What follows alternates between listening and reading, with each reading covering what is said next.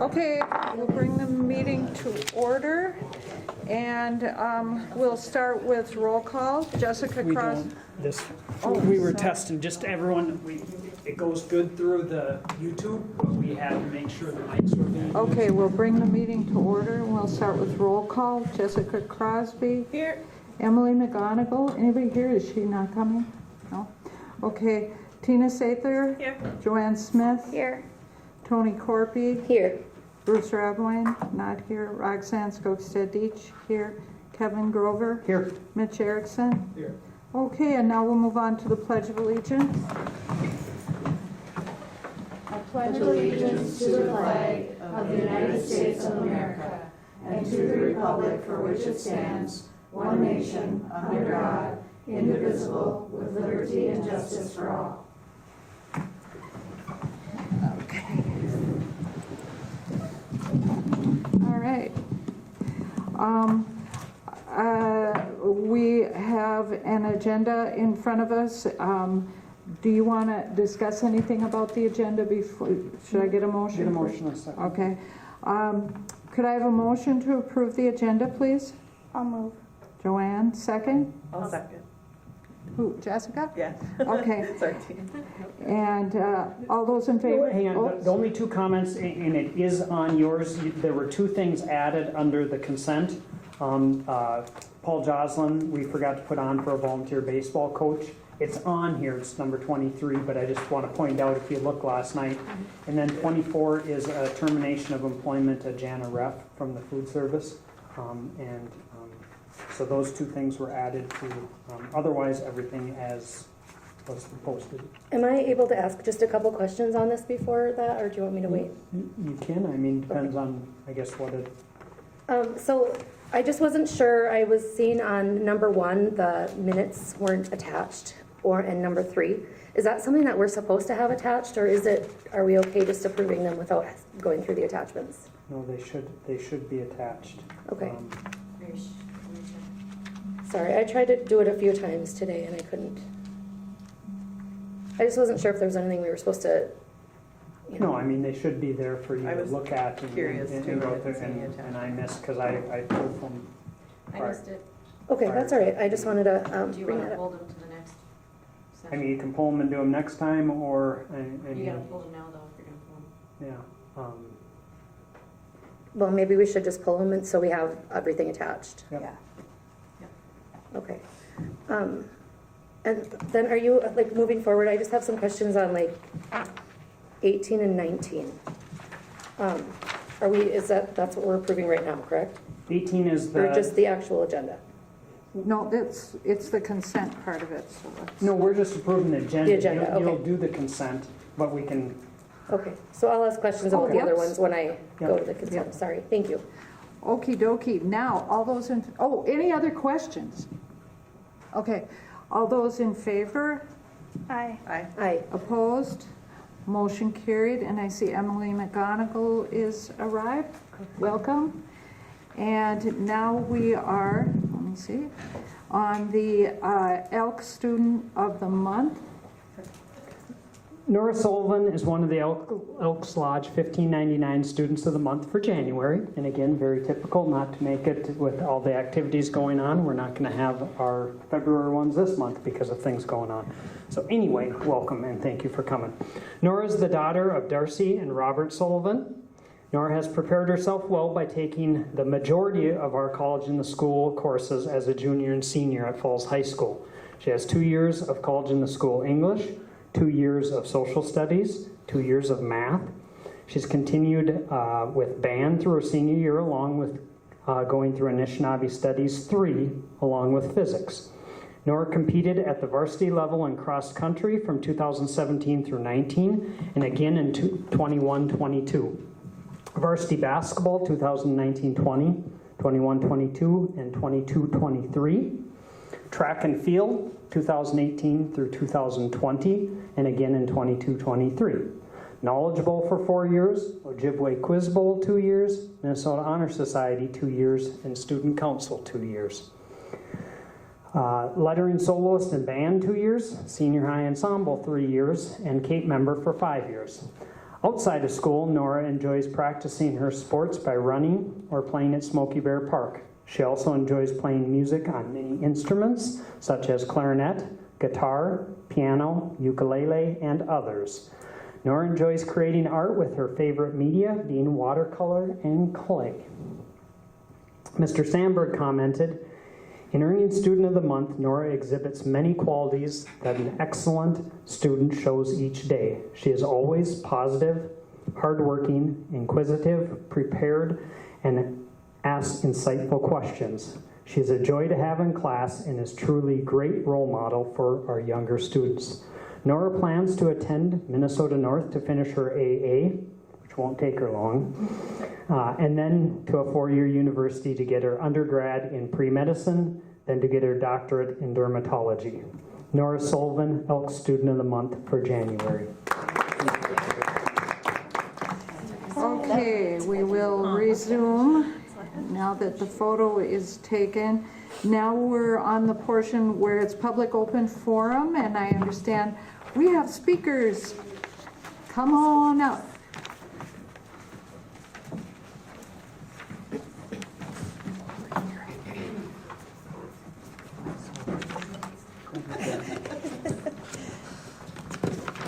All right, hi, I'm Mitch, if you don't know me already, and then I have Emma and Ellen here with me today, and we're going to talk about GPA at our school and how it's calculated and how that affects your class ranking. You should all have a little slideshow thingy in color. Mm-hmm. Yeah.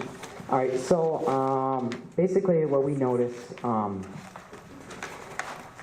that the GPA is a little bit messed up in the skyward there, and so basically an overall brief of it is that we found out that the more classes you take, the lower your GPA is overall, and I'll have Ellen explain the math part, and here's just an example in it. And so can I actually Go slow, honey, because okay. So essentially, when you're a junior and a senior, you can take college courses which are weighted, and that gives you a 4.5 GPA, but you don't have to take a full 7 classes. So some students will just take those weighted courses, like student 1, and then their weighted GPA is a 4.5. But for students who choose to take those weighted courses and are getting the same grades, but also choosing to take high school courses, because those high school courses are unweighted, they end up dropping their GPA and down. so for example, if we have a real example would be like Emma and I, we both take broadcasting and band, and I'm currently in foods, and I know another student in my grade, he took the college courses and he got all A's, and I have all A's in my classes. His GPA is actually higher than mine because I took broadcasting, foods, and band, which is a 4.0 class. And then this doesn't just affect the students at the very top either. There's scholarships for students that are in the top of the class, and a lot of those are by percentage. So there's potentially students that are missing out on scholarships because they aren't in that top percent of the class because this affects their GPA that way. And then also, students that are taking all these extra classes are being punished in a way for taking these extra classes. I'm graduating with over 10 extra credits, or around 10 extra credits, and that's affected my GPA quite a bit. Yep, and the whole point of the school trying to push is, right, you want kids more involved in your school, right? And so you're trying to get all these kids, take extra classes, take more electives, right? Enjoy your high school, get as many classes as you can now for free, right? And so, but when you're taking those extra classes, you're actually being penalized by yourself. And like Emma and I, we could have we wouldn't have signed up for the credit, but we would have showed up to the class anyways. And done the work. But not gotten the credit for like band, because like I'm not in band for the credit. I'm there just, it's fun, right? And for me, and then some students, maybe that's not the case, but that's fine. But it's just, we're taking more credits, and I have a full 7-hour day, and so does. So. And then on the second page, where you see student A, student B, and student C, those are 3 real students that are seniors. Those are 3 real people's grades and how that affects their GPA. So what's your suggestion? Here's what we do is we normally don't respond to public open forum, but we will listen to I'm going to talk about it Kevin. during my discussion. And then we I can talked to discuss Mitch with about Kevin. it. Oh, okay. I mean, if they have something, a recommendation, they can include it. I think Ellen had an idea maybe, but and otherwise we're just showing this. Yeah. We already went to Grover and Everson and they're working on it. We just wanted to come and show you guys what's happening and just so you're That's a great informed. visual. You guys did a So good that's job. it. So and then I'll have Ellen might have a solution. There is a potential solution. I feel like it needs to be tested a bit more, but it would essentially be including those open hours as like calculating those into a GPA. So essentially everyone does have 7 classes and everyone will end up having those 4.0s that bring down their weighted GPA, which then would basically even it out and you wouldn't be punished for taking extra courses. Okay. All right. Well, thank you very Yep, much. Thank you for hearing us. And All right. Yeah, thank you. Yep. Stay tuned. We appreciate your time. Thank you. Okay. Yeah, really good. Now, yeah, okey-doke. Kevin, now we've got this Nexus thing that's not happening. Okay, and if,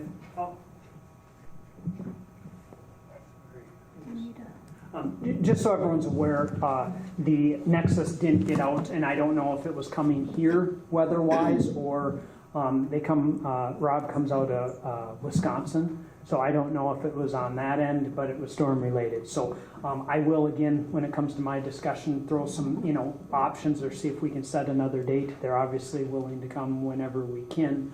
We have some other things scheduled. We either look at a marathon session or look at, doing another night. And I mean, so anyway, we'll get to it, but that's why they're not here. Okey-doke. Any more that you want to say before I move on? No. Okay. I would like a motion to approve the consent agenda as presented. I'll move, Joanne. Joanne, Second.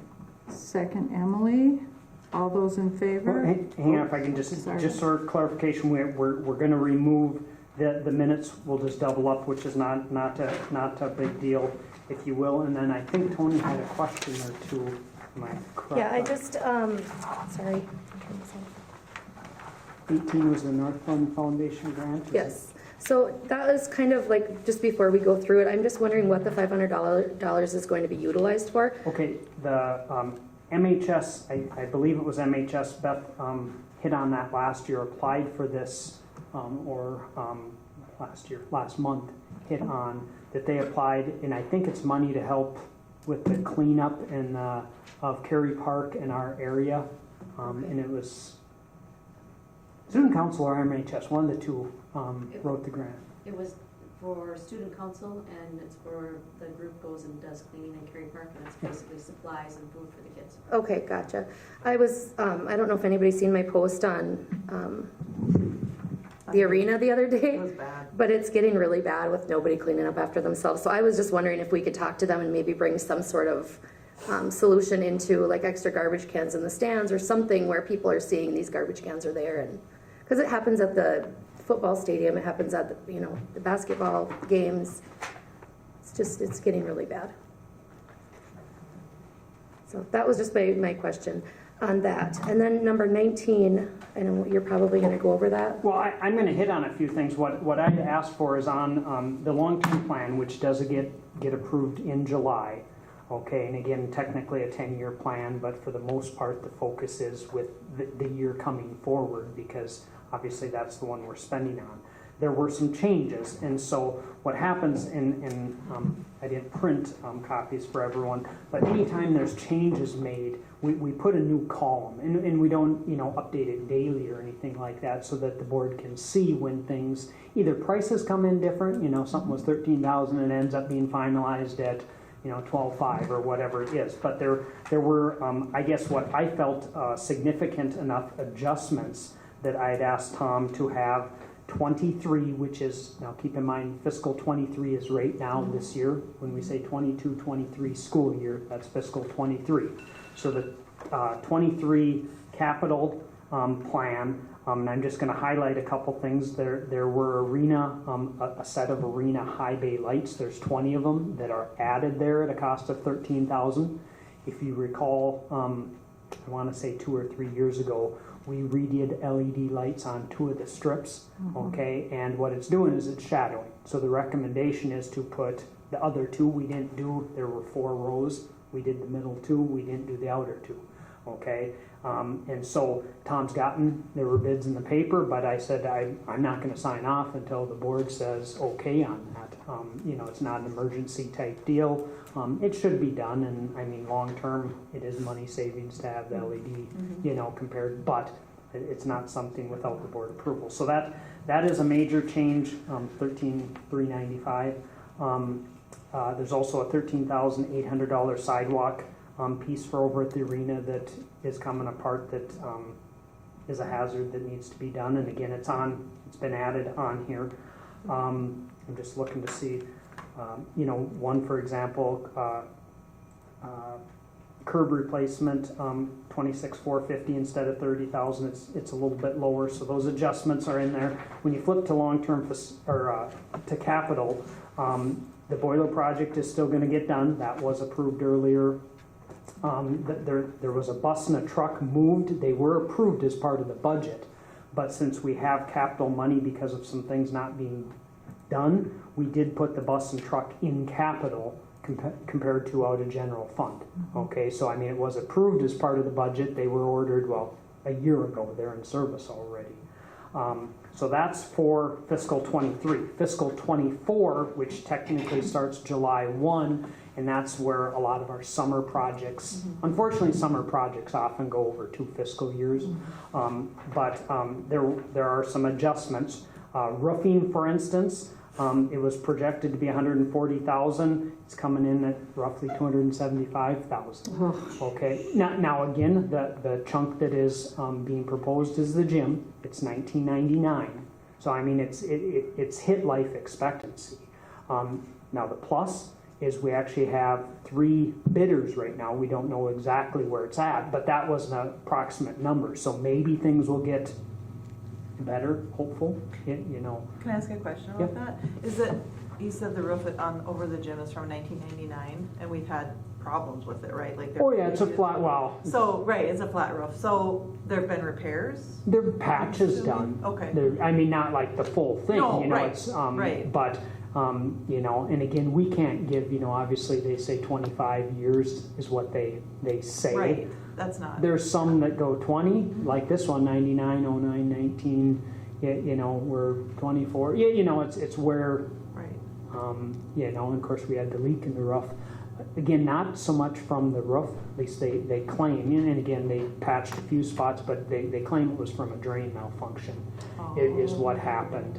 And again, I don't quite understand because and I'm not sure if they're 4-inch or 6-inch drains up there, but they've been there for ever, and all of a sudden now they back up, and we've had other big rains at different times, but they replaced I don't want to call it a valve, some piece on the top. Have we ever looked at getting something peaked up there in that spot over the gym? I mean, it's quite expensive when you have to replace the gym floor every time it leaks. I mean, we haven't looked, I'll be honest, no, I have not looked, how, I don't know if they can just do that piece, and I'd have to go look again. If that piece, the pool is higher, and again, they're all flat roofs, and so it would take engineering, not me, to see what options there are, I would think it would be worth looking into. I mean, if it's going to cost $275,000 to replace a flat roof, how much would it cost, and what would it entail to do something peaked over the gym? We can surely ask. I mean, I can tell you, and again, it's going to come up. Just the arena itself to be reshingled. The estimate right now is $600,000. Oh, I'm sure. Yeah, it's just that big And that's of roof. shingles. That's just shingles. Well, and this is rolled roofing. I'm not saying good, bad, or indifferent. It's a big chunk. It's big. Big chunk of roof. But to actually redo the roof and whatever bearing, we can have it looked at and see if there's possible ideas. And again, I think it's worth asking. I mean, like, you're spending that much anyways. If it's not that much more, or even maybe a little less, to do something over it so it won't happen again. well, I mean, to redo the roof, I'm sure it's going to be. I don't want to guess, $1 million, you know, to put a peak roof. I'll ask. But just Yeah, over yeah. that area, Yeah. like it doesn't have to be peaked out. There's ways they can do drainage and stuff to Yeah. peak it over a certain area. Yeah, I'll see if they can come up with some ideas. It's going to have to go fairly quickly if we're going to get it done. Is it, are you talking about asking Nexus or I'm something? gonna Okay. reach out and see if they have any ideas as a starting point and, Okay. and what it would cost to get, you know, an engineer to look and come up with something, because we can't be the first, you know, to Right. last on a certain, and they've been up there, they have the plans. So anyway, that's an update there. Their exterior door jamb at 88,000 was reduced to 27,265, and some of that money moved up to that roofing piece to try and keep things balanced. Those are changes. I'm just looking at what else. There was some furniture which was originally approved for the elementary, which we have gotten. When I say furniture, all the classrooms, regular classroom students done. So we're just moving it from that building to this building to continue. We have some of the special ed rooms done here. The art room's been done. It's just an ongoing progression to update things. And I think that's the major adjustments. Is that an amount that has to be submitted to the state to tell them? It needs to be updated and keep a running total, and we do have to. There is, what do you want to call it, balancing that needs to be done, and it was balanced, and we have money sitting here that is still available and needs to be spent. It's not wage money, you know, it's facility money.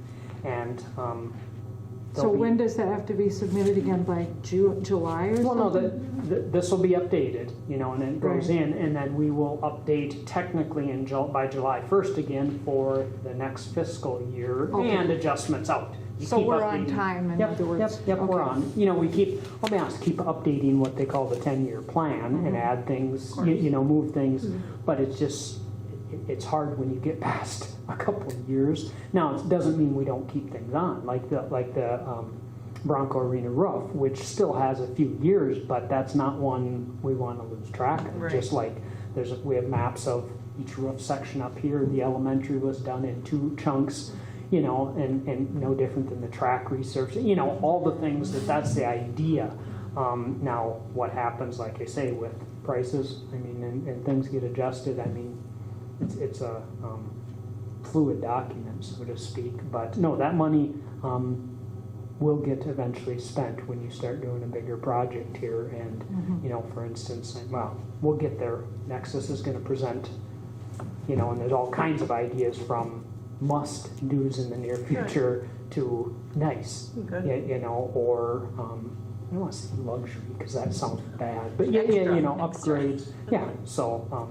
Is anyone else that hasn't had a chance to speak have anything they want to talk about or ask questions about? I have another question if I could, I'm sorry. Yeah.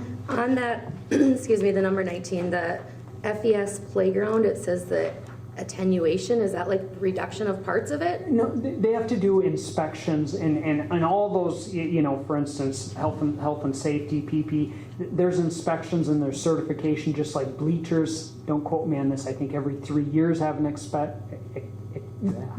inspection. The playground stuff, we have that ICS. No, I can't think of, that comes and they were just here going through a bunch of our, you know, documents, our chemical storage.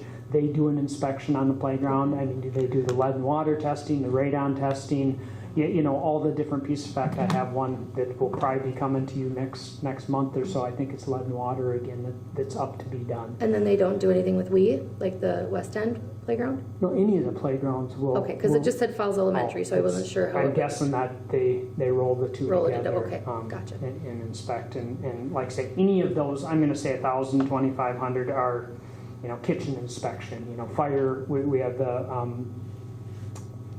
fire extinguishers, you know, all that stuff has, like it or not, inspections, the exit signs, all this stuff.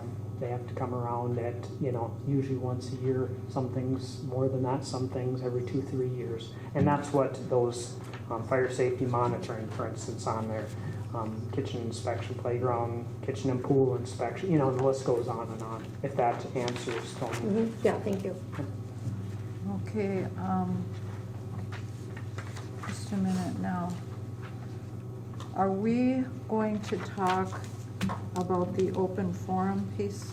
Okay, that'll come under my discussion. Okay. Because At the it's end. not Alrighty. action on it. Okay, any more questions from the board? Okay, all those in favor? We had a second, didn't Yep, we? and Okay, Joanne all made the those- motion, Emily made a second. All those in favor? Aye. Opposed? It passes. Okay, and now the, where are we at? There it is, okay.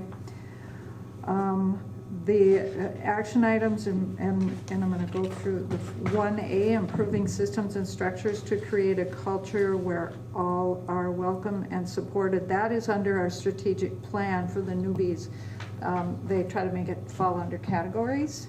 And so the first one is the resolution and acceptance of gifts and donations. May I have a motion to discuss that? Okay. Was that Tina? Or Jessica. Jessica. Okay, all right. Whereas School Board Policy 706 establishes the guidelines for the acceptance of gifts or donations to the district, whereas the I Falls School District Board encourages the support of the district's educational programs through gifts or donations that meet the goals and objectives of the school district. Whereas Minnesota Statute 465.03 states the school board may accept a gift, grant, or devise of real or personal property only by the adoption of a resolution approved by 2/3 of its members. Therefore, be it resolved, the School Board of International Falls Public Schools, ISD 361, accepts with appreciation the following gifts, donations, or grants received by the school district. True Star Federal Credit Union, ECFE Valentine's Day Dance donation, $200. Border Boost, drink sales proceeds, $406. Falls Education Foundation, FES Education Classroom Supplies, $6,029.62. Falls Education Foundation, Falls High School Education Classroom Supplies, $5,807.11. Bronco Football Boosters reconditioning of team helmets, $3,481.26. Bronco Baseball Boosters volunteer baseball coach, $2,153. Lukacek Dental Office prom donation, $40. And now, could I have a second to that? I'll second. All those in favor? Aye. Opposed? Motion carried. And now, I am at 1B, which is approve the contract with Superintendent Kevin Grover effective July 1, 2023 to June 30, 2026. Could I have a motion? I'll move. Okay. Kevin, do you want to do any discussion? Do you want me to explain Yeah, any piece? little Okay, bit. for the most part, and I didn't bring my notes with me. We did the group is recommending a 3% for the first year, a 1% for the second year, and a 2% for the third year. The 3 and 1 are in line with what the teachers and the principals got, and the third year is obviously out further, and so the group is going 2%. I have full paid health insurance, and I'm asking that amount, there's 3 plans, and of course I have the highest plan. And by my choice, I would like to go down to a cheaper plan. And so I'm asking the board to take the difference. And of course, that value is going to change from year to year as it goes up. And so what I did is I think we put 28,000 if I recall right. And right now it's about 25,000 for the plan we want. So I'm given some room for it to go up and still have that one be quote unquote paid. But then the difference between that and the highest plan, I would like to be put into a retirement account. And what happens is it's a higher dollar deductible plan. So I'm willing for when we go to, the doctor or whatever, to upfront some of those costs because we haven't been using our insurance much. With the hope, just say I had to spend $2,000 out of pocket or something, that I still have roughly right now would be $7,000 going into a retirement, offsetting. So the district is not contract-wise paying me more. Do you follow? I mean, but that in next year it might be 35, and the next year it might be 36 or whatever. So the language goes, the difference between that and 28,000. I have to match that. That is a caveat as well. If for some reason, you know, I can't or whatever, you wouldn't pay that out and would actually save. But so it's not new money. Otherwise, I'm going to stay with call it the Cadillac plan, and it's just not being used. Now again, we have, if I want to go back to the Cadillac plan, say in year 2, I would just have to pay that difference. If something changed in our life and we felt that was a better choice for us, but again, I would still have that money going into retirement, you know, so I don't see it as a lose. Max out of pocket, if you're up on insurance, they're the same. You know, if I get I'm just going to say cancer, we had a bad situation in our family, it's not, in my mind, a huge gamble. You know, there is some gamble, but I think it's worthwhile. So that, and the third one was I asked for a different cell phone plan, which saves the district money. It's a subsidized program through AT&T, so it's $44 and some cents a month, unlimited. Like I got an iPhone 13 for $50, where you were paying $75 a month every month, and I had my own plan. Well, it doesn't take long, and it'll be paid for. I had the same phone for many years. Yeah, you know. So I went that route. We went that route ahead of time. You know. Okay. And we have a few others like Mike. And again, depending if you're an AT&T fan or not, because that's who this is through. Like we pay for cell phone for our tech person. He's went through and used it. We have a couple tech ones. And I'm going to push for others if they're interested, because like I say, long term, I think it's a better device and, you know, saves a little bit. Okay, and then I just wanted to jump in real quick to say that this short description is a courtesy to the board because there's already been a committee to negotiate with you. So they have already negotiated and brought what they've approved as a contract for us to approve. Correct. I mean, it's for the full board. I mean, the only action was taken was it November or December? I forget, that the board, you know, granted or that they would do a contract. And then you go back to negotiating whether it's a year contract, 2 years, 3 years, and what the details are. So this is the recommendation from the committee of 3. The committee, yep. Okay, good. All righty. Any other questions? Okay. Let's see. Where do we go? Do we got a motion? Can we have a second? Second. All those in favor? Hang on, is there any other discussion or? That's what I said. Was there any more questions? Yep, no. And they had said no, so. Okay. Second was Tina. All those in favor? Aye. Opposed? Motion carried. Okay, and now we're on committee reports. Mitch, you're up.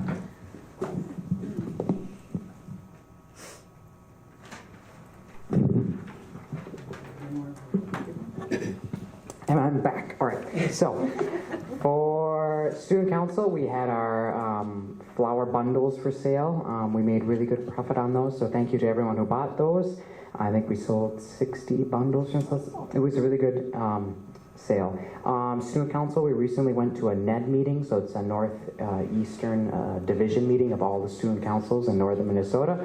That was pretty fun. We're having our blood drive on March 8th, and we're going to be having a calling party on February 23rd, so if you get a call, sorry.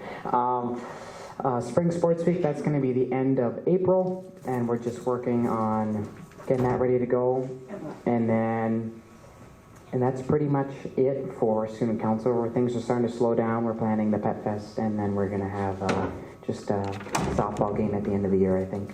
And then MHS, they recently hosted a dance, and that went very well. I think they made quite a bit of money on that. It was a good profit, so thank you to everyone who showed up. And then I think for CAPE, we just have, or I think we're planning a prevention dance for the younger kids, and then some other things, but that's all I have. Any questions? Okay, perfect. Thank you, Mitch. Thanks, Mitch. Missy?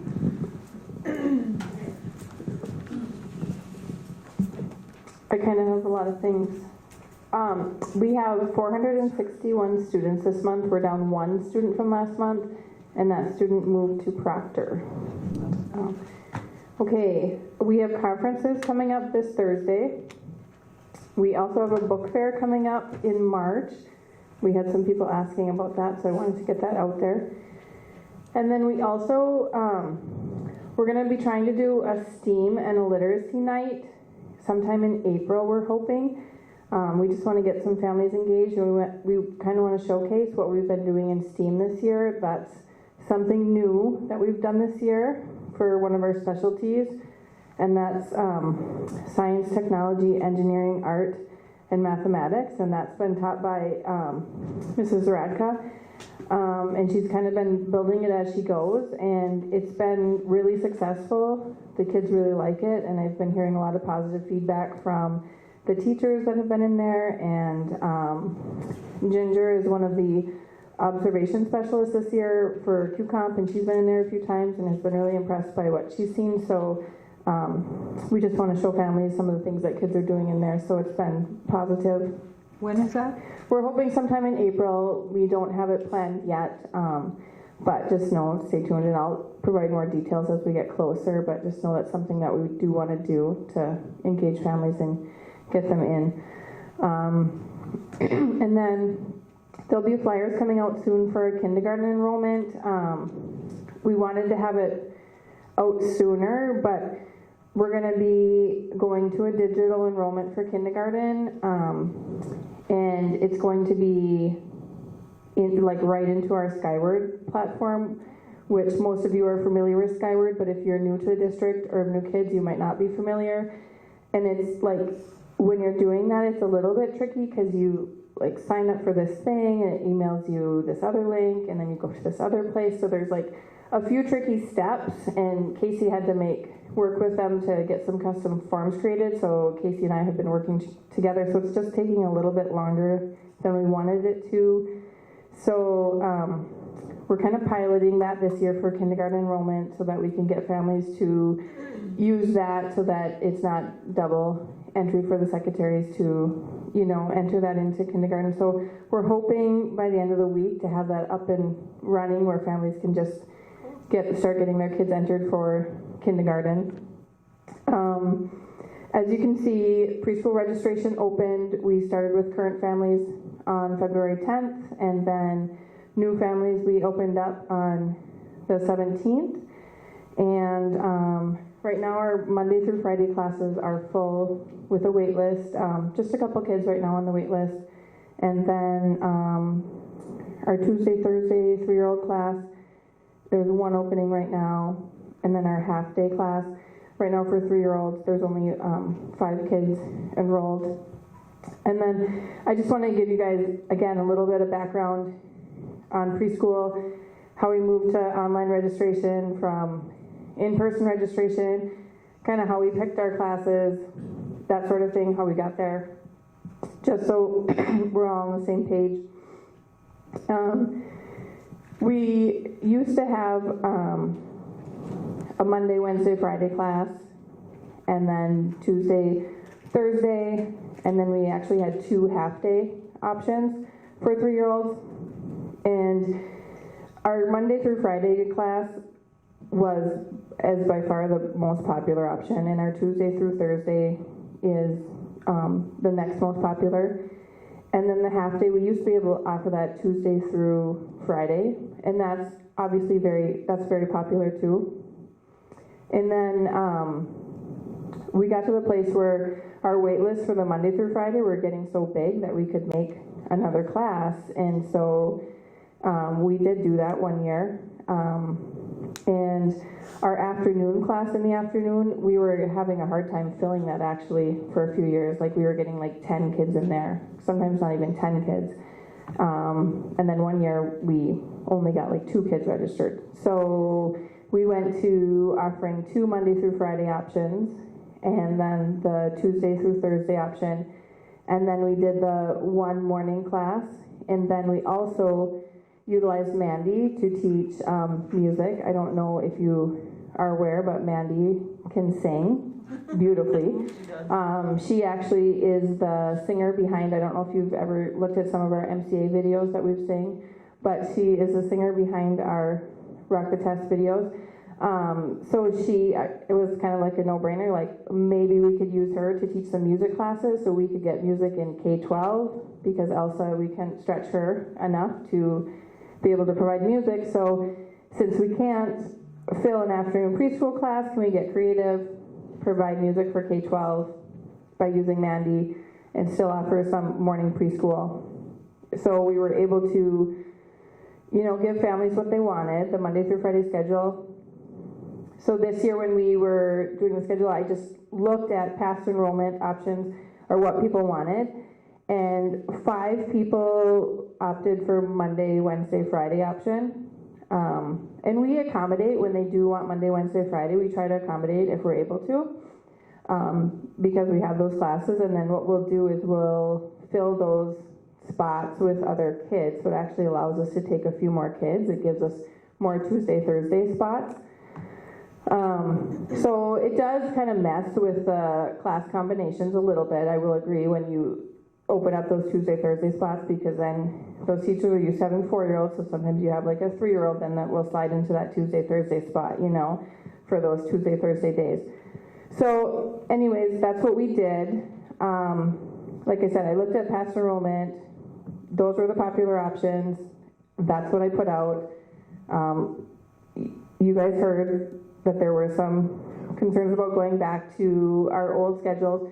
I did put some questions on our registration form, so I'll go back through and see what families are wanting, and we can look at it at the end of registration. I didn't really dig into that very far yet. I just kind of looked and saw kind of where families were lying at this point, just to see where we're sitting, and we can go from there. As far as like moving from in-person registration to a digital registration, it just makes sense. During COVID, we had to move to digital, and there were a few families that just said, thank you for going digital. I had to take work off before, and it just was less stressful. It's a burden to families. I mean, it just makes access equal to everybody, because before, when you had to come in person, we had it in the morning and in the afternoon. Well, if you couldn't take work off, you didn't get an opportunity to get a Monday through Friday spot. If you couldn't come till 6 o'clock, those Monday through Friday spots are gone.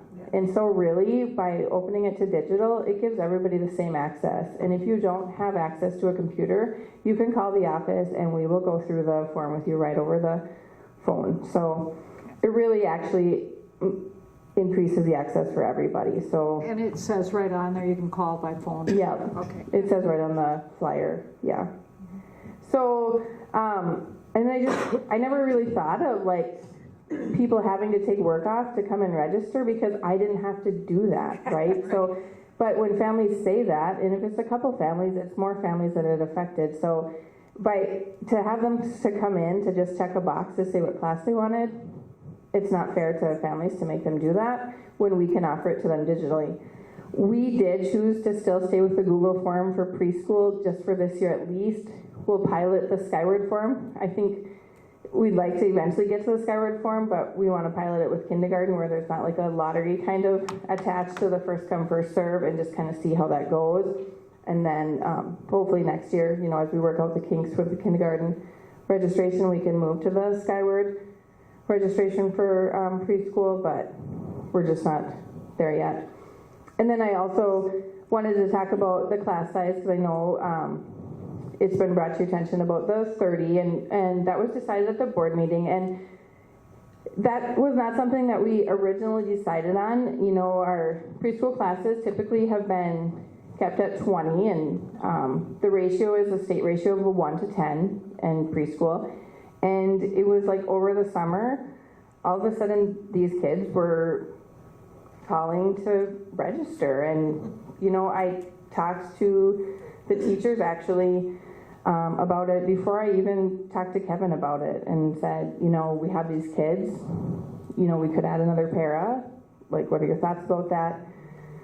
And then they seemed okay with it, and then I talked to Kevin and we brought it to the board, and the board said 30 kids, that seems like a lot. And you know, the teacher that took them was here and said, you know, I'll be okay. You have the adults in there. If you recall, like at this time, just say preschool registration was done, we had open spots.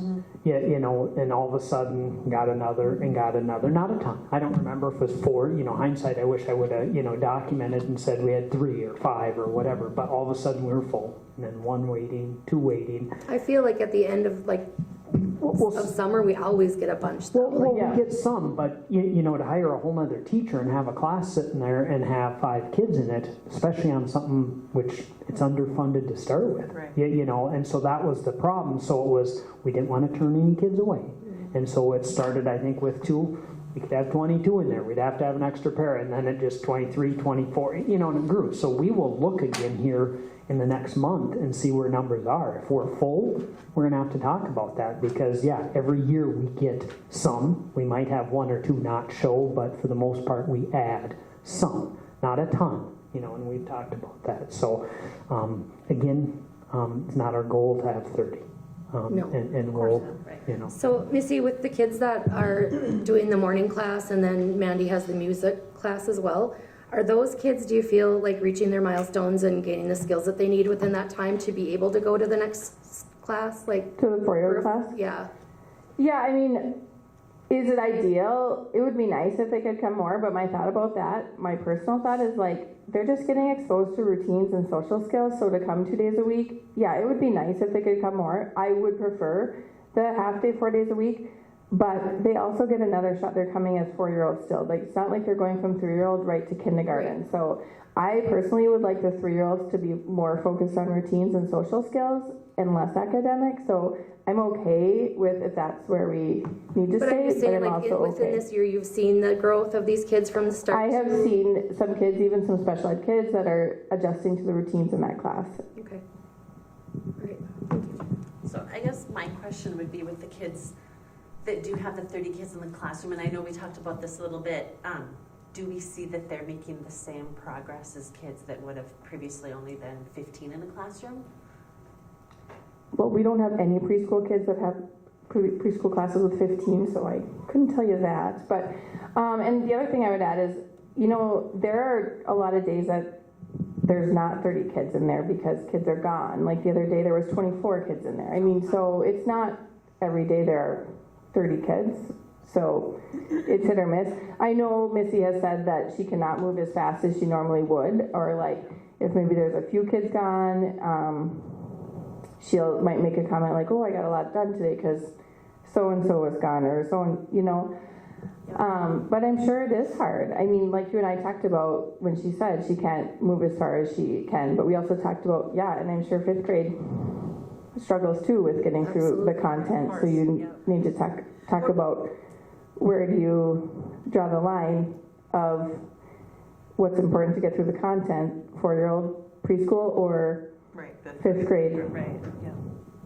And even when, because the enrollment for that class is at 30, you've got the ratio of 1 to 10. It still says at 1 to 10. Even when you have days where there's only 24 kids there, you've still got It's still 1 to, yes, there's still 3 adults in that room. Okay.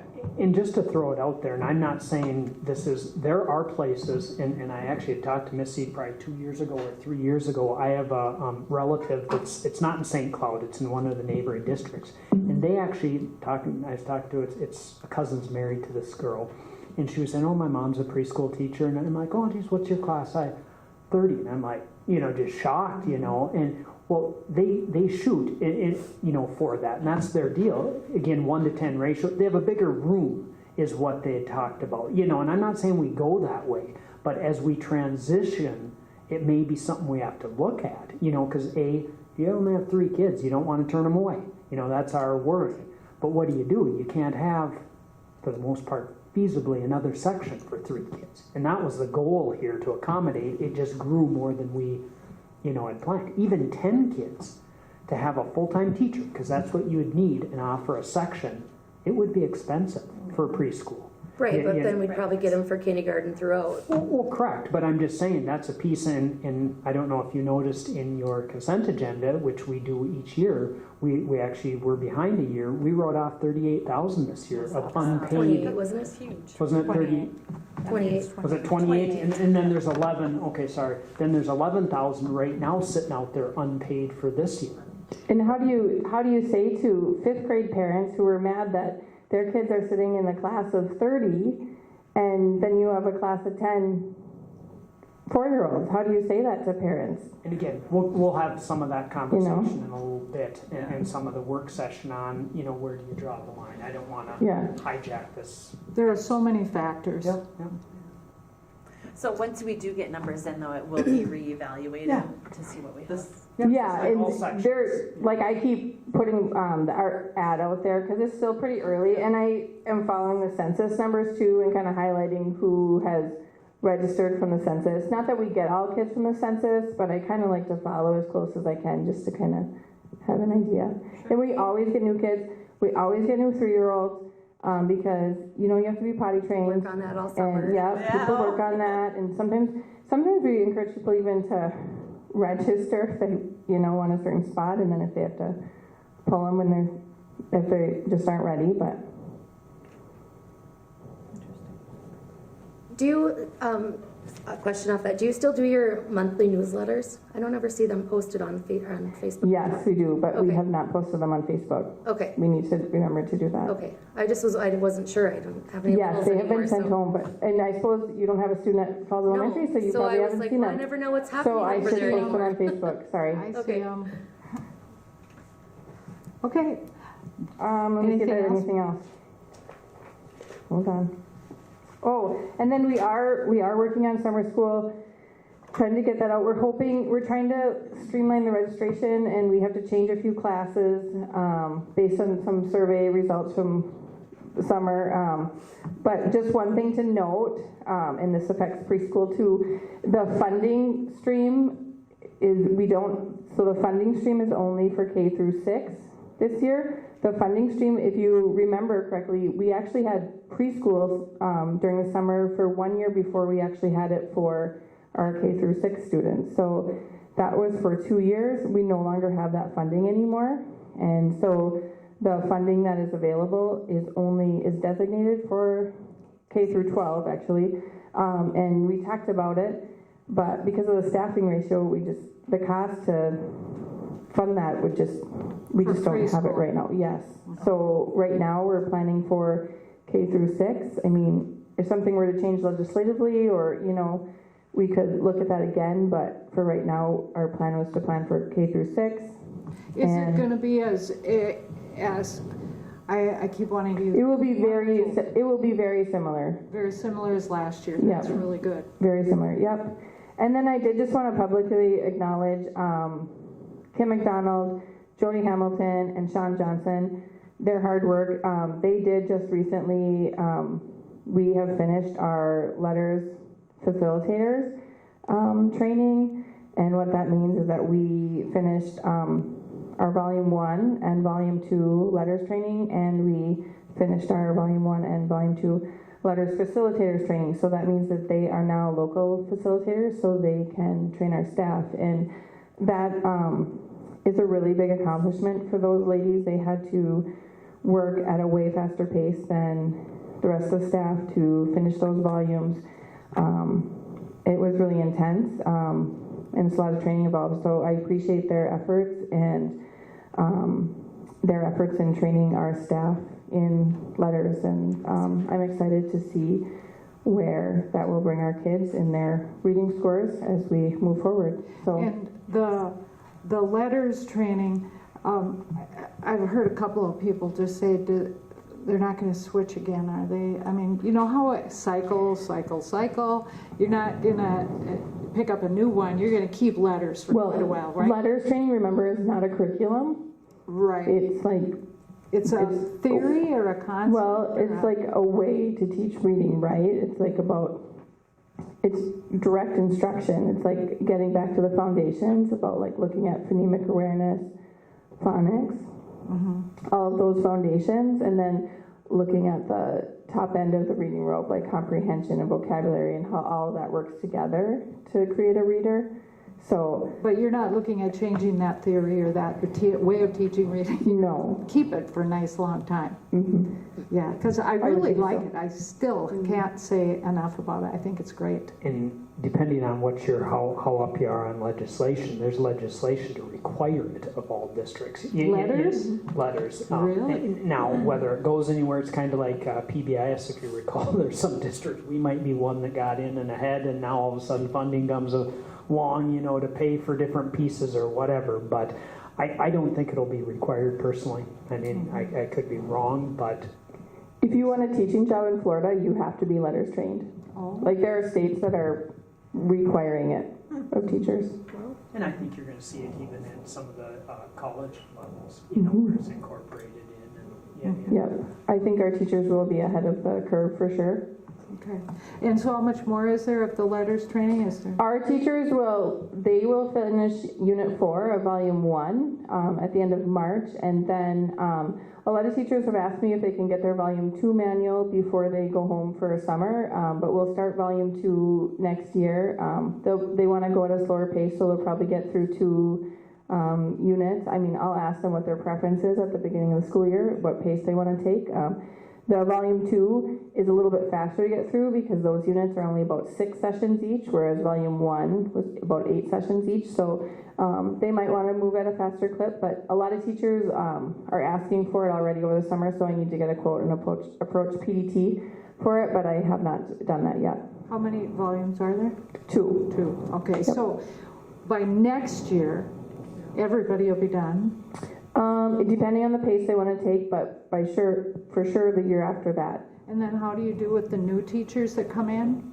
Well, because our teachers will be trained, we probably will be able to just give them the manuals and then we'll be able to train them ourselves. They won't have to do the computer portion probably. Okay, We haven't really talked about that piece yet, but okay, all right.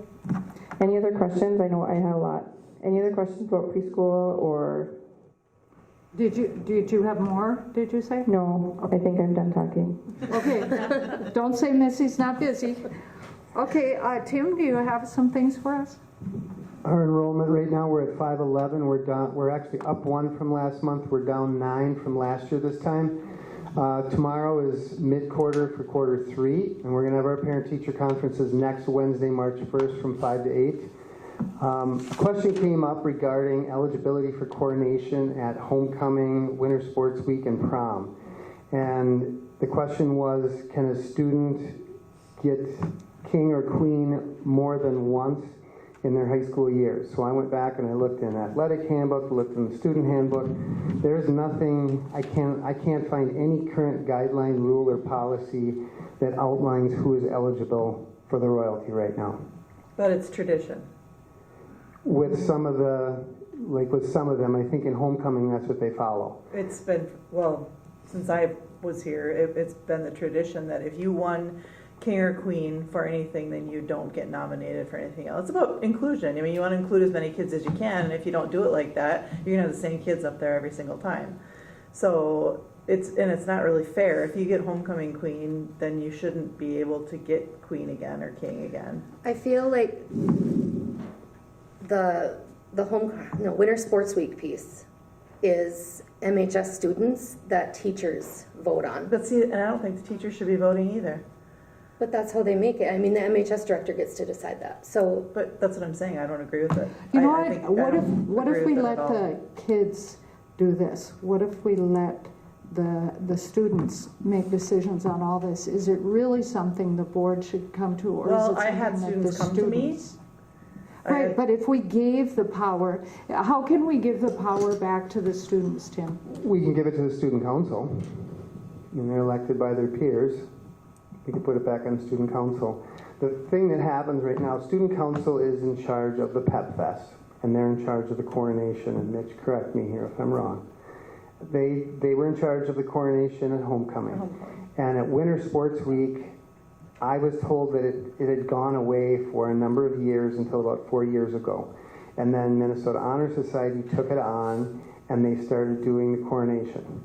Correct, Mitch? Basically, with Winter Sports Week, it's So MHS, well, this is line, she sends out the polls to the teachers vote, and then that's who the winner is. So that's Right, so Minnesota Honor Society took that piece on for coronation at Winter Sports Week. And then there's prom, and we now hire an advisor for prom that is separate from Student Council and Minnesota Honor Society. And I don't know if we've always had coronation at prom. No, we haven't. I'm thinking back here, maybe 8 years ago it started again. Or For several years, well, like when I was in school, so 20, not even gonna say, years ago, we never had prom king and queen, okay? And then when I started coaching cheerleading, it was every other year between prom and winter sports week. They'd have winter sports week one year, the next year they'd have prom king and queen. So it alternated for a few years, and then winter sports week came back. Regardless of who is coordinating it, it's the same pool of kids. It doesn't matter if it's MHS, student council, it shouldn't matter. If you win, you're done. Like I said, I just keep going back to, we're trying to be as inclusive as we can of as many kids as we can. So if they win, I feel like a it from crown- teachers, they're earning these things for a totally different reason. Yeah, but Tony, there was a lot of teachers that I talked to after the students came to me after Winter Sports Week that got the ballots in their mailboxes and threw them away because they didn't feel it was appropriate either For them to vote? for them to vote. So why don't they say something, or, I mean, Well, Can I, not to throw a kink in it, but your student activities like your MHS, your student council, and your prom are for the students to be run by the students. Right. right, so if we, if you I'm want not to, that it's gonna help your decision, or, there's a whole Right. bunch here, but please keep in mind that those activities only exist because the students Right. asked to right, have them. so if students come to board members or whoever and say, hey, you know, I need your help on this or whatever, shouldn't we be saying, this is something you guys should learn how to do, you guys should be doing? And so put it back on them and guide them. You can say, well, yeah, if I were you guys, I would say 1 crown or whatever. But then let them do it. But the Why should the kids- board do it? I guess my thought, Rox, was because I think it should be written in the student handbook. Couldn't I they don't- write it in the student handbook? I don't know that the students can recommend something to be added to the handbook. I Can mean, it can be. I mean, it's no different than like lettering criteria. You know, technically the AD, you know, might do some research on it, but for the most part, the coaches bring it, Yep. or the kids. You know, figure skating, for instance, a few years back, I don't remember the changes. They came to the AD with some recommendations. We're not here to stand in the way, other than you want some level of, you know, you don't want every kid to letter. No, you it's know, gotta I mean, be there's standards. got to be Yeah. some standards. So as long as, you know, whatever, So it would be it available would for come and students to you would put see. your stamp of approval on it. I guess I go back to Because we approve the handbook. Right. correct, but if it's going to be, you know, run by student council, there's a way they can survey, they can get, you know, for instance, there's places going away, and again, I'm not trying to open a can of worms, but you don't have a king and queen anymore. You just call it royalty, Right. because there's places that, you know, you know, and again, if that's, and I'll be honest, the Elks went to 2 students of the month. It can be 2 males, 2 females, 2 whatever. That could happen. I think Right. they're just calling it royalty Yeah. right now. And you can argue, well, that's not the way it's been, but if that's the way student council or MHS wants to do it, Right. I think we need to be behind that. Yeah. And For so- sure. And that, I don't have a problem with well, but I'm that. just saying things are going to change. Right. You know, and of course, the smaller we get, you know, So do you Well, and- crown each grade? Not for Winter Sports Week, it's just seniors. Okay. So homecoming is every grade, and Winter Sports Week. 9 through 12 is one, right? Right, Yeah. 9 through 12, I'm Yeah, sorry, the that's- high school. sorry, Yeah. that's what I was asking. Yep, the high Okay. school, and then Okay. Winter Sports Week is just seniors, and then Okay. prom is either juniors or seniors, right? I don't know. Whoever goes to prom, I think, is eligible. What do you think, Mitch, about having, no, having students, having the student council do some I of that? think you should do a survey. I think that'd be cool to see what the students think, what the teachers think. Throw a survey together, send it out to everybody, give them a week to turn it in, see what happens. Okay, and Tim, you're another person and the thing, do you think that would be a good idea? Well, I think if student council ran that, I think it comes down to the student body, that they would have the input to that, and they could run the way they want. And I've had a conversation with the student council advisor about even the winter sports week. There was a time in student council where we didn't have a lot of upperclassmen. So Minnesota Honor Society kind of stepped in because they had that older group of students, the juniors and seniors, to help out, because when we were doing some of the pep fests, it was harder for the student council with no juniors or seniors to speak of to run that. So Minnesota Honor Society stepped in. So I think that's something we can go back and talk to student council and Try to run a survey. We didn't have any juniors or seniors, and your MCs are seniors, right? Right. That's Right. who Yeah. MCs the Pet Fest. And student council, well, we didn't have any seniors, and we didn't have any juniors, and COVID kind of hit us pretty hard, and then our numbers went down.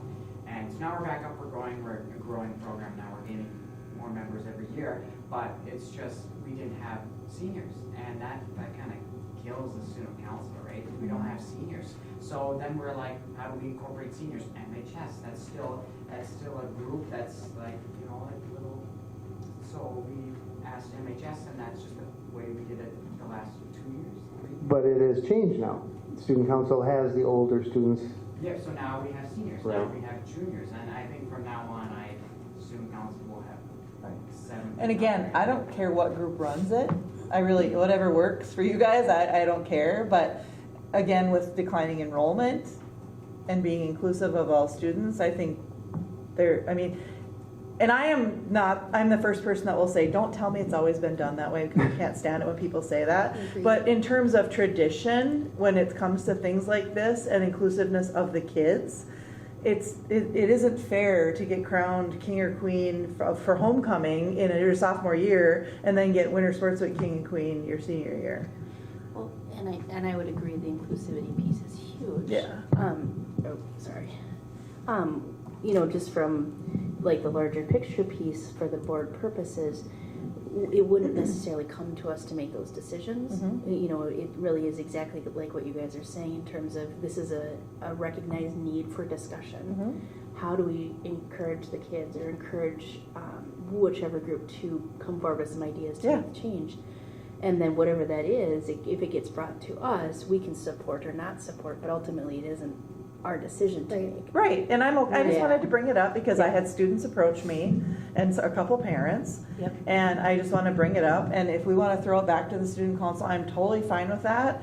But I think something it's never had to be written before. It was just always followed because it was tradition. Now it's come up as an issue, so something's got to be written. But it went away, and I think that's where they rebranded it. What went away? So the whole winter sports week went away for a while. I don't think it went away. It was done every other year for a while.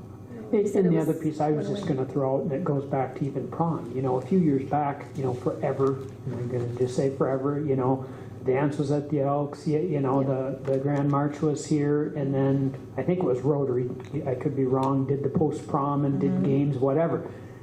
The group came along and wanted change. And again, you could have said no, the board could have said no, but they're open to what the kids and what the groups wanted. I mean, even as far as one year I was out chaperoning at, was it Rumors or whatever the bar was out there, they closed down. It's been out at Thunderbird, they've done things. Again, it's changed over time, right, wrong, or indifferent. Right. We went with some. And I think that's a little different than but the it was a royalty change. thing. But I get your point. It's the student activity of it. But I guess the point, to get back, because I don't think we need to keep on about it, but I just think that let's go with what Mitch said. Let's try to get, and what Tim said, let's try to get the kids to do a survey, and then we will get to hear about it, and then if we want to discuss it some more, we can. But it's way a lot that we should allow the kids to be doing. So. And I spoke with Janessa Velasky, who's the student council advisor, and she is all for looking at this and the student council taking back some of these things now that they have juniors and seniors, because they are elected by their peers. So. Good. We'll And you said continue Janessa too was doing the ballots, like an online voting system? Janessa actually did, she did a ballot with Google Form. That's awesome. And like she said, then I have a record of all the ballots and all the voting, so if anyone wants to come back, it's all in a spreadsheet. So that's what they did, that's what you guys did for student council this year.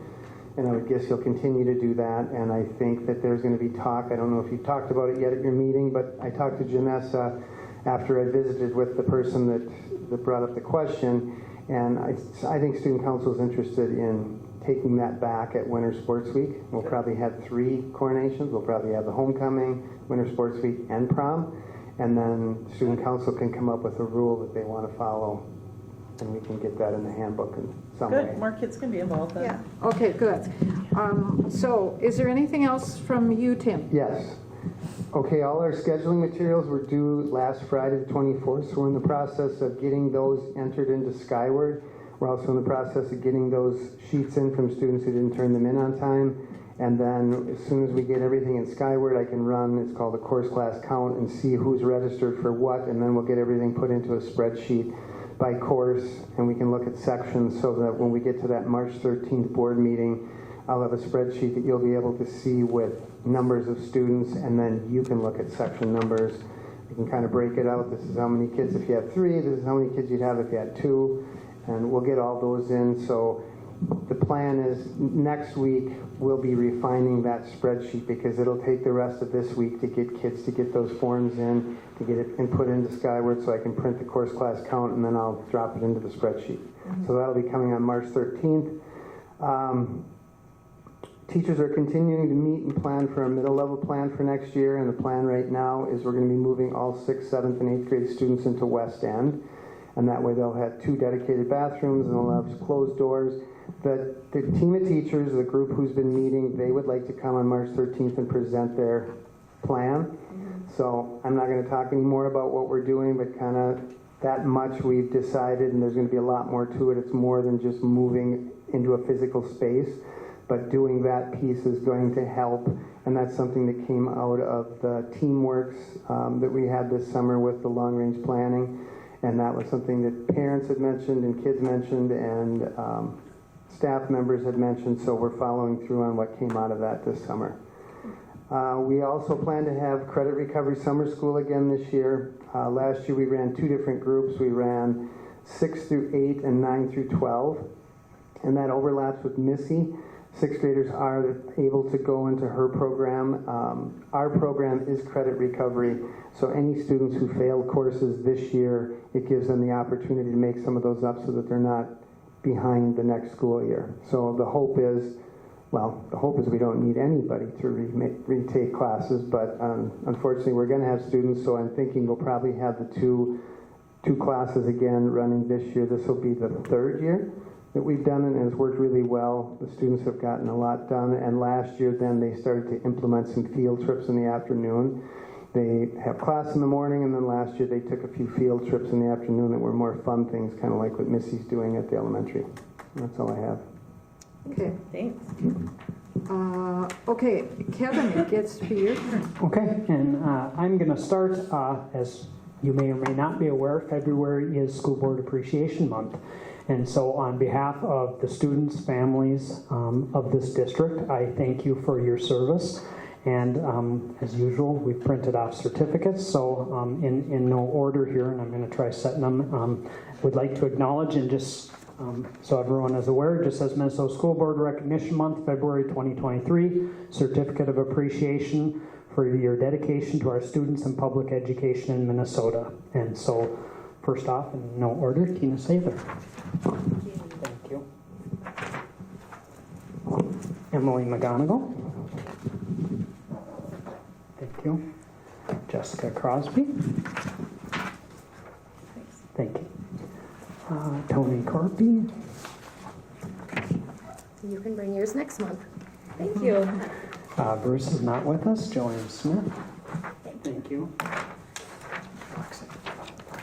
Thanks. Thank you.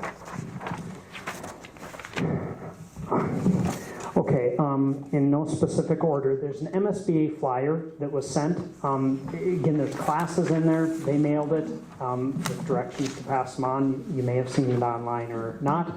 Again, I have nothing, I encourage if it's of interest. Obviously, it takes time. They do cost. So if you, and it's just the way they do it, if you want registered for either phase 3, phase 4, and then I think there's a negotiations seminar on the back, let me know. I will be honest, I am going to be gone for a week next week. So if there's something between, during next week, you'd have to get registered this week, so to speak. There's dates. The day at the Capitol, unfortunately, is Monday the 20th, when we have our board meeting. So I mean, not that someone couldn't go and attend, but you know, I won't be encouraging, or we need some people here, or change our board meetings. So that is where that came from. Just an update on the Rec Commission. The Rec Commission, I believe, is going to vote to disband tomorrow. Okay, the documents are not in place. I went to a committee meeting 3 weeks ago, and then a committee of the whole meeting last week, and I was thinking, and I guess I'm going to say the group that has been working was thinking we'd have the complete documents ready before, you know, it was brought to a group.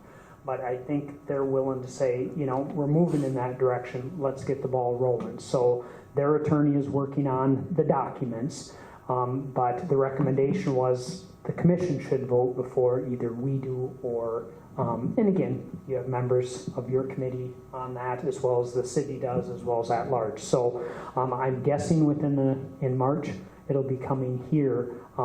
Whether the whole plan of who's going to do what is exactly laid out or not, we're going to work through that. But the feeling is let's get the ball rolling. So just an update. Kevin, I have to run to the girls' hockey banquet. Sorry. Gotcha. Yep. I'll send some dates if we decide on something, because next thing we're going to talk about is Nexus, who's not able to be here. They're interested, obviously, coming as soon as possible. They threw out the date of March 6th, which is 2 Mondays from now.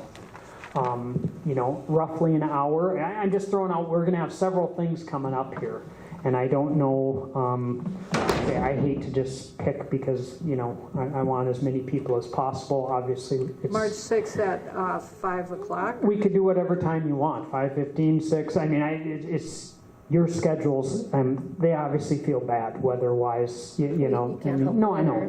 Can we but just keep it at 5:15 so it's consistent with each week? Would that work? Yep. Okay. What are you saying, 5:15? 5:15 on March 6th, Yep. and that'll be the only thing on. Just Nexus, like Nexus, ours. and we can, Yep. there's a lot to digest, and I'm just going to be honest. It's from, you know, things of very novel, like some things that we're doing right now, to wish lists of people. I mean, they surveyed parents, they surveyed staffs, they did groups of kids, or did surveys with kids. They talked with staff. There's a variety of things, and I mean, and I actually, whether you listen to the radio or if anyone does, I don't know. You know, I prefaced it, just because you hear things, don't jump to conclusions. Yeah, you know, I mean, if you totaled everything up, it's a large number, but it's what needs to be done. What do we plan for? And is there a desire to do something bigger? Yeah, you know, that's what. And so along that same line, my thought is once it's been presented, everyone's going to get, there's actually a whole booklet of information to read through. My gut is it probably should go to the facility committee. I'm just throwing it out there. They can start to digest, as everyone does, and we come up with a plan. And again, nothing's going to go until we all decide. There's processes for, you know, coming up with a plan to do A, B, and C over whatever period of time. They do surveys of the community to see if the community would support, because most of these things are going to have to be something that we would approach the community for, you know, other than just doing like what we're doing right now, you know, pay-as-you-go type deal. But if you're going to do a bigger project, you know, it's going to, and like I say, until you see it, I'm not going to spoil, you know, but that's where I see that going. A reminder, on March 13th, we have a board work session. There's also a facility committee meeting that night at 4. We'll have this, and so that might be where the facility committee, starts to dive in.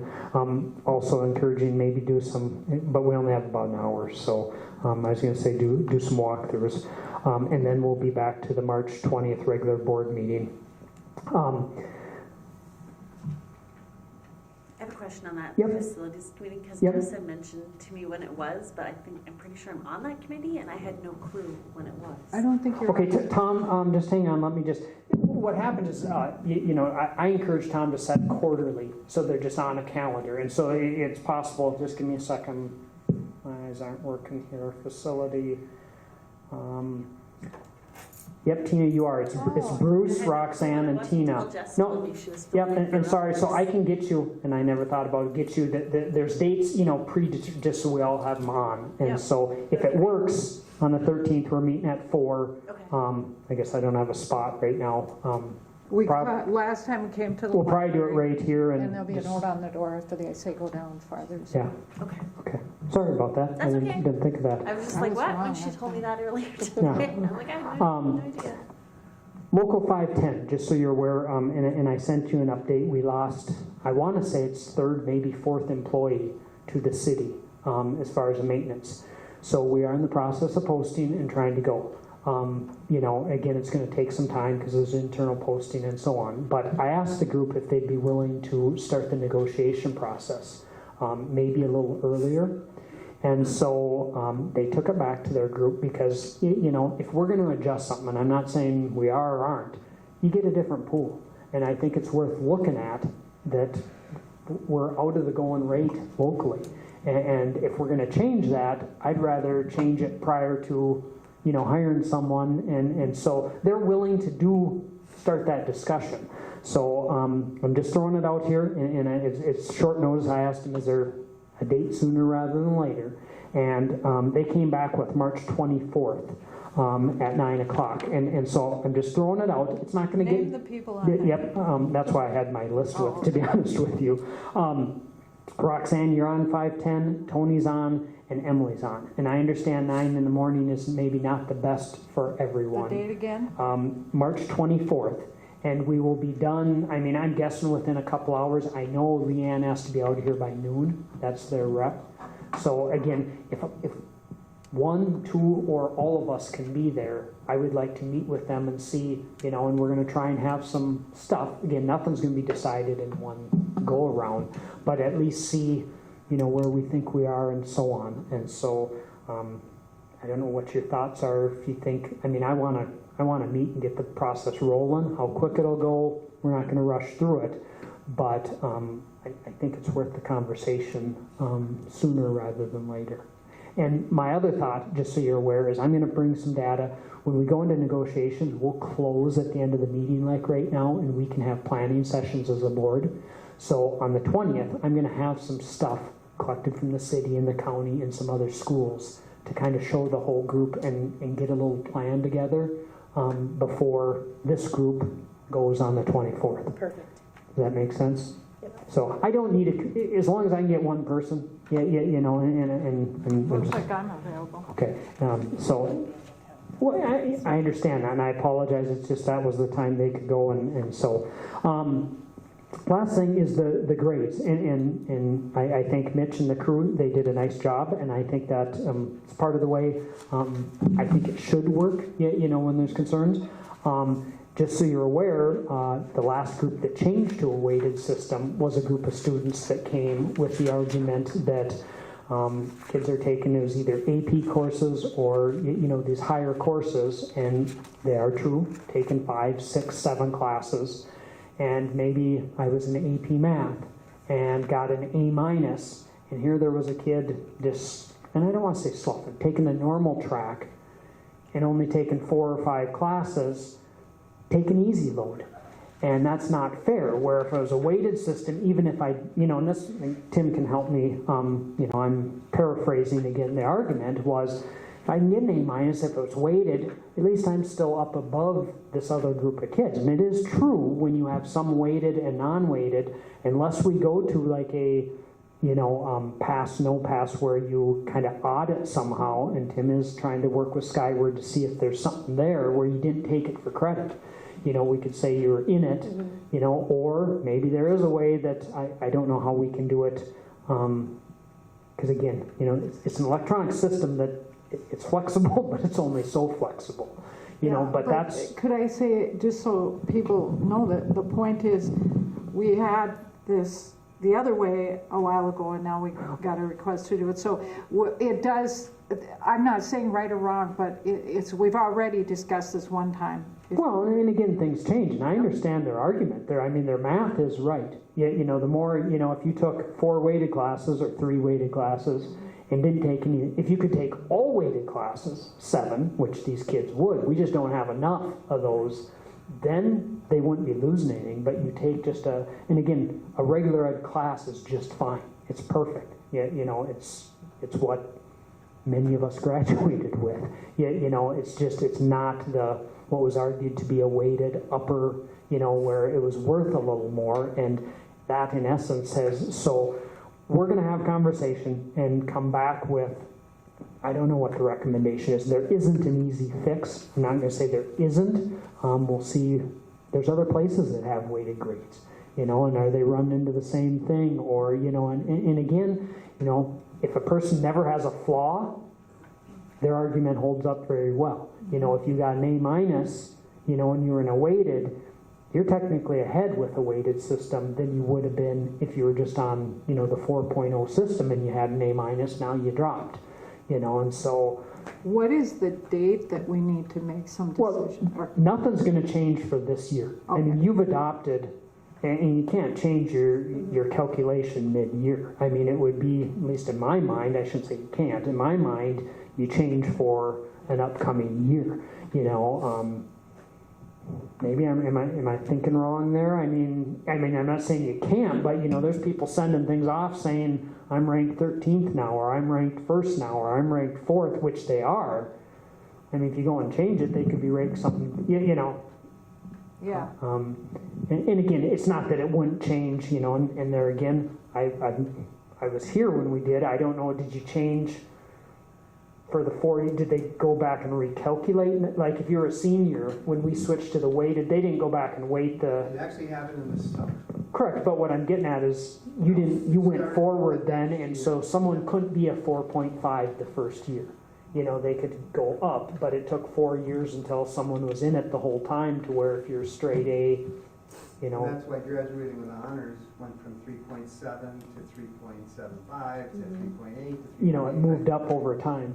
And so we're going to come back to you, but that's the history. And again, I appreciate, you know. I don't think the reason why they didn't teach it right away was because they didn't go through the whole from 8th grade all the way up. They were only in it for like 3 years. But like Emma and I, yep. We've been through the whole system, and it affects you if you're in through the whole shebang, I think. So yeah, no, that's why they didn't catch it right away, is because it doesn't affect.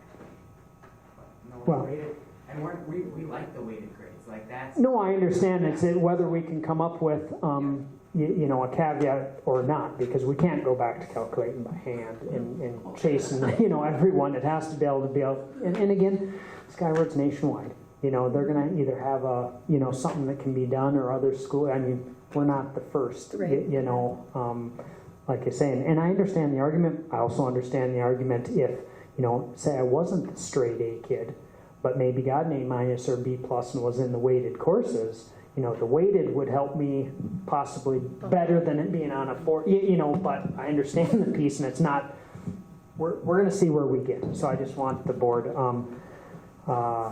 Okay. just looking, I think I would like to do pictures for the web. Just to give you a heads up, we don't have to do it tonight. Maybe the night of Nexus, and just throwing a mugshot, you know, to put on. It doesn't, the night that we haven't been here for, you know, a couple hours. But Remind us, give us a heads up on that. well, should we just plan for it? The night of Nexus, which is March 6th. Yep. You know, I had it for Kutaska board. no, but what my thought is, we'll go, like you say, it's going to be you know. I don't know. Mugshot, if that's, what's that?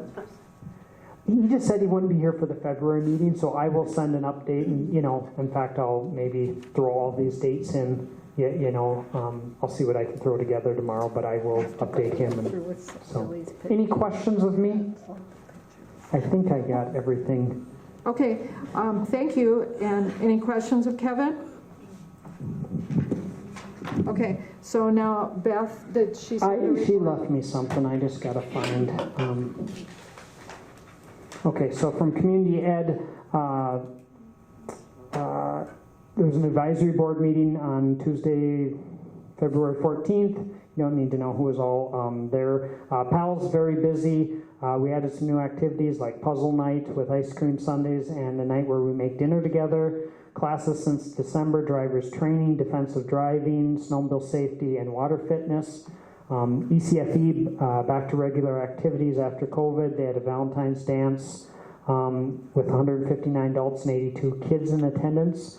She completed her license in December. Upcoming classes: dog obedience, craft classes, a cookie and cake decorating for both youth and adult, and a handbag making class are in the works. Also on your own class and babysitting. And that's the update. Okay. I can't answer questions. I don't know. Okay, is there any more from Rec Commission? No, we didn't have a quorum last week, so we have to meet tomorrow. And they were just worried about how the position was going to be doled out and when it was going to be posted. That's all I heard from them. Okay. Can I back up? Is there a dance for the elementary? It already happened. There was That happened. Last Friday? That was. I thought it was in March. 2 weeks ago, probably. 2 weeks I think ago. Neva Okay. didn't go. Sorry. Yeah, she was there. Okay. Okay. Council Cape or MHS, I don't know which one. I think they're gonna have one in April. Okay, so I'm not That's great. wrong. Say that again? There's going to be another one, yes. Well, I'm assuming we're gonna pick the weekend before prom or after prom or something. I Okay. don't know, somewhere in there. There'll be another one. And that's for Okay. the elementary school? Yeah, isn't that cute? I mean, I think it's cute. Okay, good, thank you. All right, now, is there any other questions anybody has? Okay, so can I get a motion to adjourn? I'll move. Second. All those in favor? Aye. Opposed? Motion carried. Thank you. Thank you all.